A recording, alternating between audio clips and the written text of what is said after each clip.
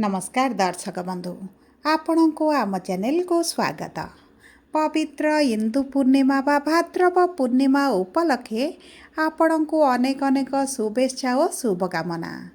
आजिर भिडियोटी समस्त तुला राशि व्यक्ति विशेषों बहुत अधिक गुरुत्वपूर्ण रही कारण आपणक राशि रे हेबाकु जाउछि चंद्रग्रहण। देखंतु एही सेप्टेम्बर मास 7 तारिख रविवार दिन पड़ुछि इंदु पूर्णिमा एवं सेही दिन हेउछि सबुठारु बड़ एवं दीर्घतम चंद्रग्रहण जहाँ दीर्घ 182 वर्ष पर एही भली संजोगरे हेबाकु जाउछि एवं एहार प्रभाव 12टी जाक राशि उपरे रहिबाकु जाउछि। 4टी राशि उपरे शुभ प्रभाव रहिबो एवं 8टी राशि उपरे अशुभ प्रभाव पड़िबो। किंतु आपणक तुला राशि रे कौन प्रभाव पड़िबो ताहा जानिबा पई आपण आम सह भिडियोर शेष पर्यंत जोड़ी होई रुहंतु एवं निजर व्यस्त बहुल समय मध्यरु मात्र 10 मिनिट समय आपण निज पई दियंतु। देखंतु दर्शक बंधु आपणकर षष्ठ गृह जहाकू कुंडलीर शुभ बोली मना जाहेनी सेही गृह रे शनि विराजमान होइछंती एवं आपणक पंचम गृह रे चंद्र ग्रहण हेबा पई जाउछि। ता सहित आपणकर शनि जेहेतु षष्ठ गृह रे बक्री अछंती तार प्रभाव मध्य आपणकर पंचम गृह को रहिबो। तेणु करी एही ग्रहण आपणक जीवन रे बहुत बड़ प्रभाव पकाइबा पई जाउछि। तेबे विलंब न करी आसंतु कार्यक्रमटी को आगो को बढ़ाइबा एवं जानिबा आपणक राशि सेही भाग्यशाली 4टी राशि मानक मध्यरु गोटिए राशि जहा उपरे शुभ प्रभाव पड़िबो ना सेही 8टी राशि मानक मध्यरु गोटिए राशि जेउ राशि उपरे अशुभ प्रभाव पड़िबा पई जाउछि।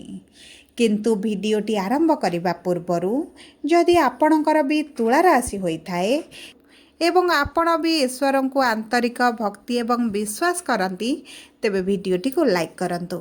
कमेंट बॉक्स रे जय जगन्नाथ जय माँ लक्ष्मी अवश्य लिखि दियंतु।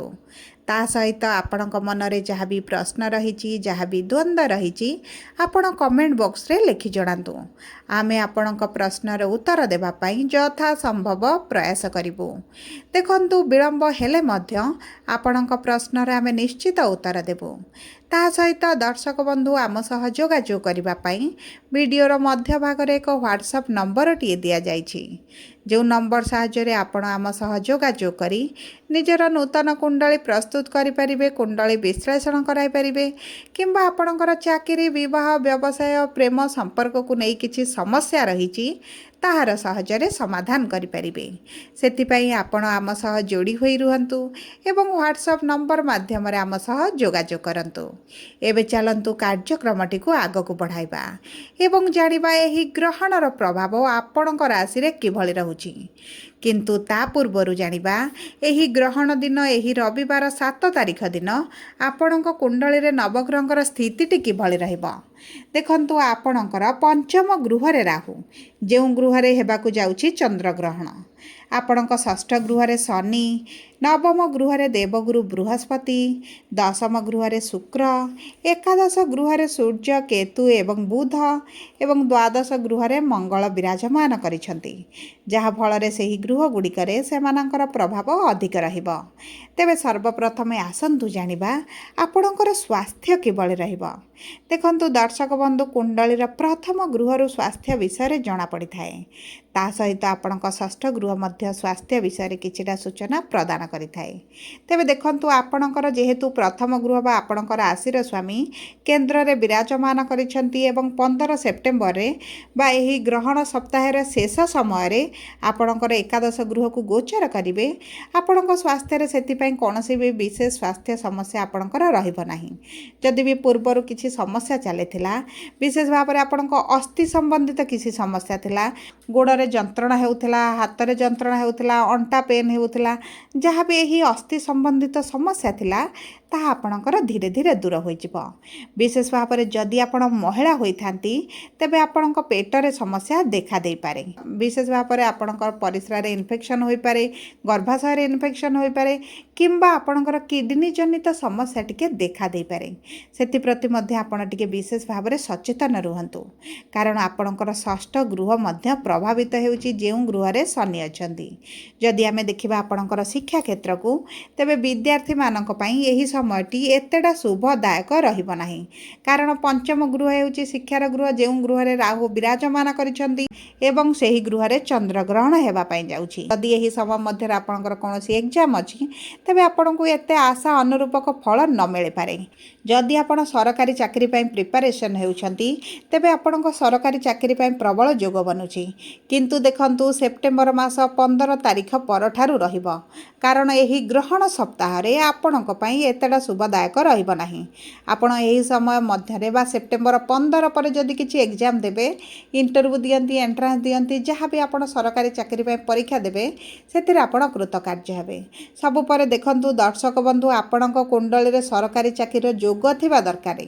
ଯଦି ଆପଣଙ୍କ କୁଣ୍ଡଳୀରେ ସରକାରୀ ଚାକିରିର ଯୋଗ ନାହିଁ ତେବେ ମଧ୍ୟ ଆପଣଙ୍କୁ ଏତେଟା ଶୁଭ ଫଳ ପ୍ରାପ୍ତି ହେବ ନାହିଁ। ଯଦି ଆପଣଙ୍କ କୁଣ୍ଡଳୀରେ ସରକାରୀ ଚାକିରିର ଯୋଗ ବନୁଛି ତେବେ ନିଶ୍ଚିତ ଭାବରେ ଜାଣି ରଖନ୍ତୁ ଯେ ଆପଣଙ୍କର ସରକାରୀ ଚାକିରି ହୋଇଯିବ।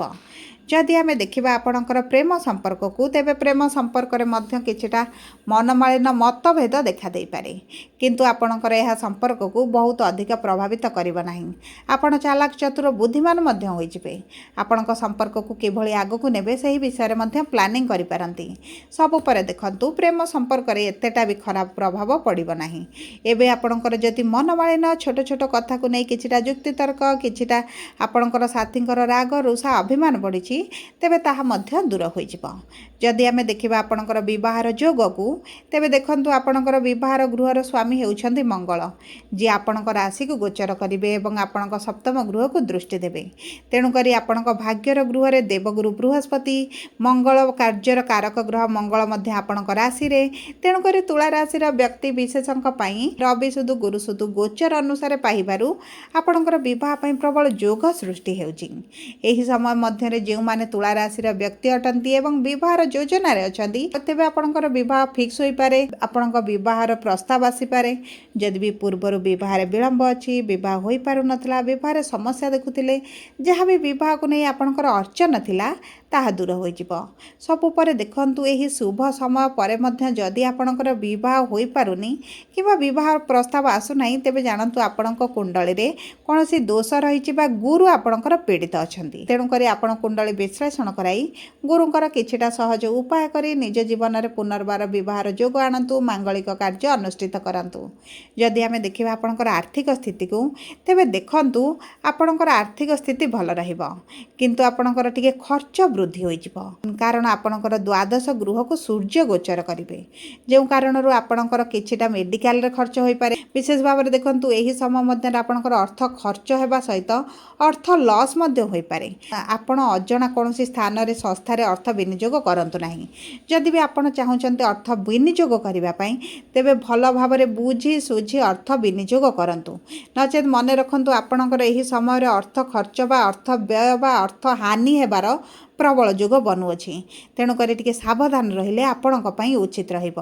ତା ସହିତ ଦେଖନ୍ତୁ, ଯଦି ଆମେ ଆପଣଙ୍କ ବୈବାହିକ ସମ୍ପର୍କକୁ ଦେଖିବା, ତେବେ ବୈବାହିକ ସମ୍ପର୍କ ଆପଣଙ୍କର ଭଲ ରହିବ, କିନ୍ତୁ ଯେହେତୁ ପଞ୍ଚମ ଗୃହରେ ଆପଣଙ୍କର ଚନ୍ଦ୍ରଗ୍ରହଣ ରହୁଛି, ତେଣୁକରି ଆପଣଙ୍କ ପ୍ରେମ ସମ୍ପର୍କ ହେଉ କିମ୍ବା ବୈବାହିକ ସମ୍ପର୍କ ହେଉ, ଆପଣଙ୍କୁ କିଛିଟା ନିନ୍ଦା ଅପବାଦ ଶୁଣିବା ପାଇଁ ମଧ୍ୟ ପଡ଼ିପାରେ। ଆପଣଙ୍କ ସେଥିପାଇଁ ମାନ ସମ୍ମାନକୁ ଜଗିବା ପାଇଁ ଟିକେ ଅଧିକ ଚେଷ୍ଟା କରନ୍ତୁ। ତେଣୁକରି ଆପଣ ଯଦି ଏହି ସମୟ ମଧ୍ୟରେ ସତର୍କତା ଅବଲମ୍ବନ କରିବେ, ଆପଣଙ୍କ ପାଇଁ ବହୁତ ଭଲ ରହିବ।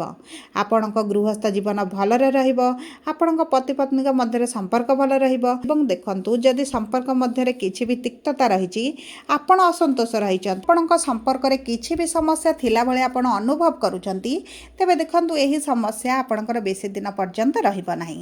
ବହୁତ ଶୀଘ୍ର ଆପଣଙ୍କର ସମସ୍ୟା ଦୂର ହେବ, କାରଣ ଆପଣଙ୍କର ରାଶିର ସ୍ୱାମୀ ଆପଣଙ୍କ ରାଶିକୁ ଗୋଚର କରିବା ପାଇଁ ଯାଉଛନ୍ତି।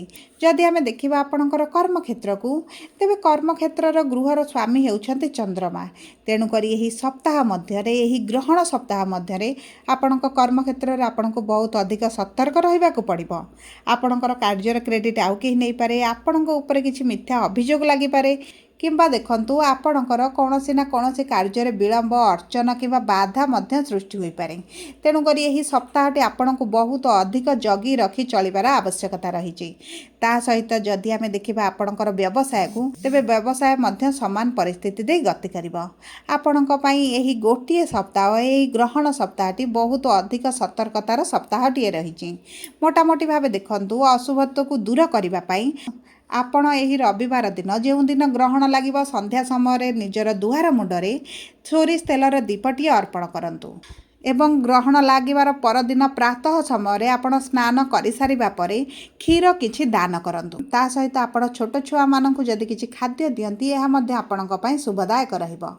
ता सहित आपण प्रातः समय सूर्य को जल अर्पण करंतु एवं ग्रहण दिन संध्या समय चंद्रमांकर बीज मंत्र मध्य पाठ करंतु। यह आपण को शुभ शुभ फल को द्विगुणित करिबो। जदि आपणकर तुला राशि होइथाय वीडियोटी किपरि लागला कमेंट बॉक्स रे लिखि जणांतु। जदि आपणक प्रियजनकर तुला राशि होइथाय वीडियोटी तांको सह शेयर करंतु। जदि प्रथम थर आम चैनल को आसिछंती चैनल टी को सब्सक्राइब करंतु। पाखरे थिबा